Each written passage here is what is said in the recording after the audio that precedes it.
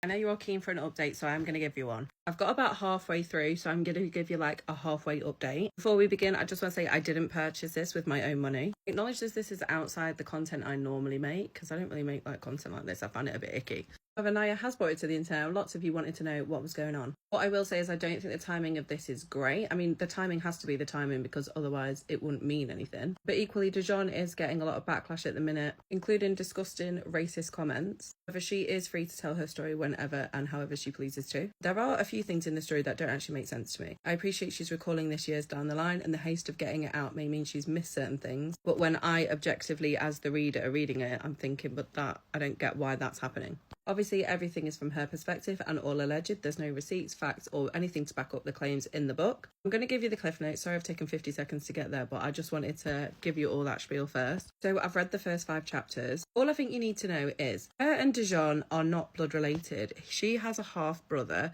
who is also Dijon's half brother, but they don't share a parent. However, I believe Dijon's biological father is her adoptive father. They're not blood related, but they do share a family unit. Didn't grow up together. They started off as best friends, but then they entered into a relationship with each other. She lost her virginity to him. Essentially, they stayed in a relationship for a couple of years, I think. It's hard to tell the timing, like it's a bit all over the place. But the family disapproved of it. At points throughout this relationship, she was kicked out of her family home. Other family members were not interested in helping or supporting her. She felt isolated, and the only person that she could confide in and rely on was Dijon. When I'm reading chapters 4 and 5, it seems just a very, I want to say like a standard toxic relationship. Not that that's a good thing, but there's nothing out of the ordinary that like screams to me. Appreciate I haven't got further in the book and there may be things in there. It's things like she checked his phone, he's messaging multiple girls. In the descriptions did send me when she was like, one had wrinkles, one was old, some were double his age, some were gothic. Basically, he just likes attention, which I kind of knew that.